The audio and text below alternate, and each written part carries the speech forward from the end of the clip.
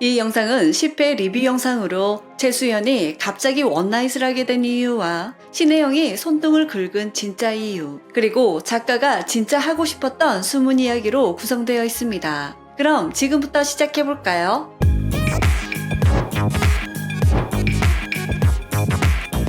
평소와는 다르게 짙은 화장에 스커트를 입고 머리를 풀어헤치고 나타난 최수연. 우당탕탕 우영우와 겉모술수건미 눈은 놀란토끼 눈으로 바라보는데요. 최수연은 이제 진취적으로 살 거예요. 좋은 남자 있으면 소개나 좀 해줘요. 라고 하는데요. 이때 우영우는 한 남자가 떠올랐습니다. 나 있어. 생각나는 사람. 잘해주는 방법을 많이 하는 남자야. 이 남자는 바로 민식이었죠. 하지만 김민식은 긴장했는지 아재 개그를 남발하게 되었고 최수연은 급하게 자리에서 빠져나가 클럽으로 가게 됩니다. 그리고 전날 입었던 차림 그대로 법정으로 오게 되었는데요. 우영우는 술 냄새가 나고 어제 입은 옷 그대로라며 지적했죠. 최수연이 원나잇을 했다는 걸 드라마에서는 직접적으로 보여주지 않았지만 앞장면에서 클럽은 원나잇 막 그런 거잖아 라는 대사와 다음날 같은 옷을 입고 술 냄새 쩐 채로 법원에 갔다는 건 전날 집에 들어가지 않았고 다른 장소에서 법원으로 바로 갔다는 거잖아요. 이 부분만 봐도 최수연은 원나잇을 했다는 걸 드러내고 있었습니다.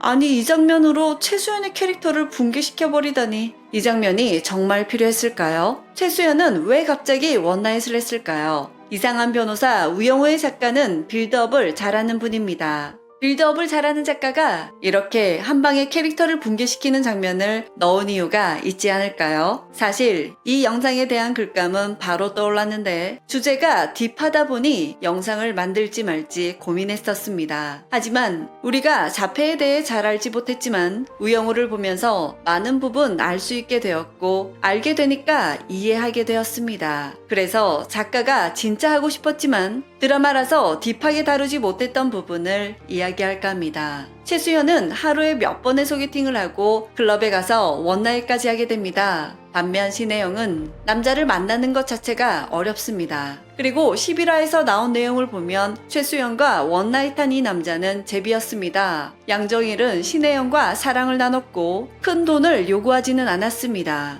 반면 종건은 이날을 마지막으로 최수연에게 돈을 뜯어낼 생각이었죠. 심지어 종건은 전에 사귀었던 여자에게 피치 못할 사정을 들어 거짓말로 5천만 원을 빌렸습니다. 하지만 감옥에 있는 건 양정일이었습니다. 이렇게 둘은 어쩌면 같은 원나잇이었지만 결과는 대조적이었죠. 비장애인 최수연과 상대했던 종건과 장애인 신혜영을 상대했던 정일은 결과가 달랐습니다. 신혜영은 법정에서 양정일을 사랑한다고 말하고 감옥에 가지 않게 해달라고까지 했습니다. 하지만 그날 신혜영의 손등을 찍은 사진이 공개가 되었고 법원은 웅성거리기 시작합니다. 왜 그랬냐의 물음에 신혜영은 아무 답을 못하는데요. 앞서 우영우는 신혜영에게 왜 이런 진술을 했냐는 물음에 몰라요 라는 답을 했습니다. 그리고 손등을 긁는 모습을 보여줍니다. 어머니가 시켰냐는 우영우의 질문에 양정일이 감옥에 가지 않게 해달라고 답했는데요. 그리고 손등 사진이 공개된 후 왜 그랬냐의 물음에 신혜영은 손등을 긁는 모습을 보여줍니다.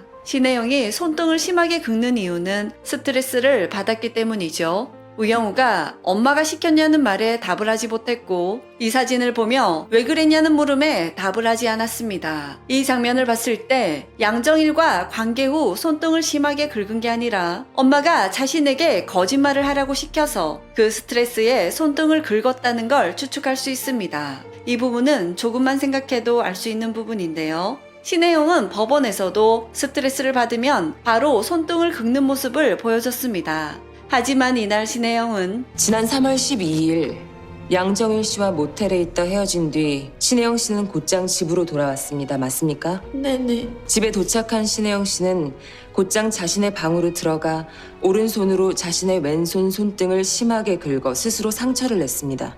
이 대사를 들어보니 양정일 때문이 아닌 자신의 마음과 다르게 양정일과 자신을 떼놓으려는 엄마 때문에 손등을 긁어 상처냈다는 게 느껴지십니까? 신혜영이 양정일 때문에 스트레스를 받고 손등을 긁었다면 집에 와서 손등을 긁는 게 아닌 양정일과 함께 있는 시간에 손등을 긁었겠죠. 신혜영이 집에 와서 손등을 긁었다는 건 앞에 보여준 연출로는 불가능한 부분입니다. 앞서 언급했듯이 신혜영은 스트레스를 받으면 그 자리에서 바로 손등을 긁습니다. 즉 양정일과 사랑을 나눈 후 집에 왔는데 엄마가 제비 같은 양정일을 감옥에 보내겠다고 하자 그때 스트레스를 받아 손등을 긁었다는 걸 알 수 있습니다. 그리고 신혜영의 엄마는 같은 장애인이라고 자신의 딸을 대변할 수 있을 거라 생각했냐며 크게 호통쳤는데요. 자신을 공격하는 듯한 큰 목소리에 극도의 불안을 느끼자 우영우는 손등을 긁고 반향어를 하게 됩니다. 보기 역하니까 아시겠어요? 즉 드라마에서는 확답이 없었지만 엄마 때문에 이 재판이 열렸다는 걸 알 수가 있습니다. 이번 시파에서는 서로 사랑이라고 이야기했지만 장애인이라는 이유로 주변에서는 그렇지 못한 시선으로 본다는 걸 보여줬는데요. 이준호의 친구들 역시 그거 사랑 아니고 연민이야 라고 했죠. 법도 주위 사람들도 사랑이 아니라고 합니다. 최수연은 맘먹으면 하루에도 소개팅을 몇 번씩 하고 클럽에 가서 원나잇도 쉽게 하지만 자연스러운 욕구에도 맘대로 할 수 없는 처지의 신혜영과 대조적으로 보여줌으로써 이번 사건을 더 극적으로 표현한 것 같습니다. 봄날의 햇살 최수연을 비장애인 대표로 그리며 설령 그게 사랑이 아닐지라도 일반인에겐 욕구를 채워줄 원나잇이라는 게 있음을 보여주고 그를 사랑한다고 증언했지만 신혜영의 말은 묵살되고 양정일은 감옥에 가는 걸 보여주었죠. 최수연도 신혜영도 같은 제비와 사랑을 나눴지만 결과는 완전히 달랐습니다. 그리고 이준호와 우영우가 사랑하는 관계 역시 극적으로 보여주게 됩니다. 이번 화에서는 이준호에게 그럼에도 불구하고 우영우를 사랑할래? 라고 질문을 던진 회차 같았습니다.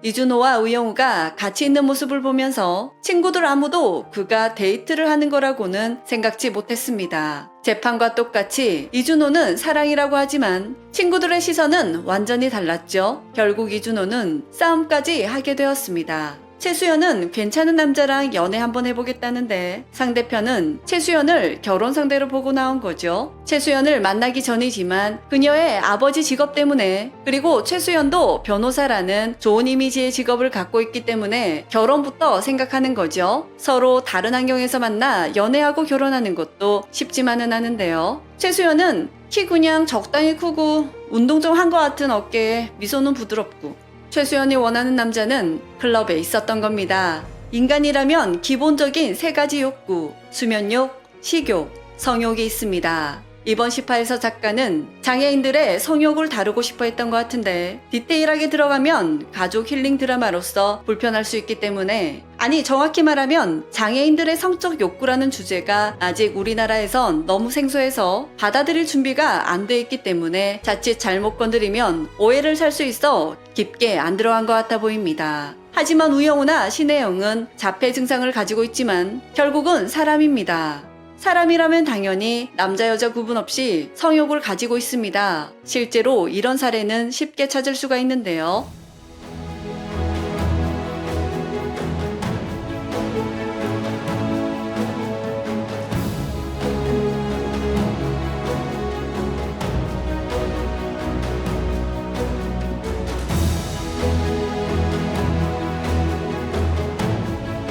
장애인이 직면한 현실을 보여주고 싶었다는 서동일 감독. 어떤 인생이길래 섹스 한번 해보는 것이 평생의 소원이 될 수 있을까? 일본엔 장애인들의 성욕을 해결하는 직업도 있다고 합니다. 무죄의 의미를 지닌 화이트핸즈라는 성도우미 봉사단체가 존재한다고 하는데요. 거동이 불편한 중증 남성 장애인들을 돕는다고 하네요. 그뿐만 아니라 말동무가 되어주고 간단한 집안일을 돕는다고 합니다. 또 네덜란드, 영국, 독일도 이런 도우미가 존재한다고 합니다. 우리나라는 2010년 섹스 벌렌티어 개봉 이후 나온 대책 중 하나가 성도우미입니다. 성도우미는 일반적으로 스스로 성욕을 해결하기 어려운 장애인들을 돕는 행위라고 하는데요. 한국에서는 불법이기 때문에 암암리에 활동하고 있다고 하네요. 이렇게 장애인들의 성적 욕구 문제는 오롯이 가족들이 떠안아야 하기에 가족 구성원으로서 신혜영 엄마의 노파심과 걱정 또한 이해가 안 가는 것은 아닙니다. 하지만 이들의 성적 욕구 또한 같은 인간으로서 자연스러운 것임을 음지에서 양지로 드러내 해결 방안을 깊이 고민할 필요가 있다는 것을 보여주죠. 18을 가만히 들여다보면 비장애인들이 큰 고민 없이 해결하는 기본적인 성적 욕구에 대해서 너희들이 우리 입장 대보기는 했니? 우리도 같은 사람이야 하고 울부짖는 것 같았습니다. 우영우는 하지만 장애인한테도 나쁜 남자와 사랑에 빠질 자유는 있지 않습니까? 이 대사는 논란이 될 수 있겠다고 생각했는데 신혜영의 엄마가 우영우에게 나쁜 남자를 사랑할 자유? 그따위 개소리라는 게?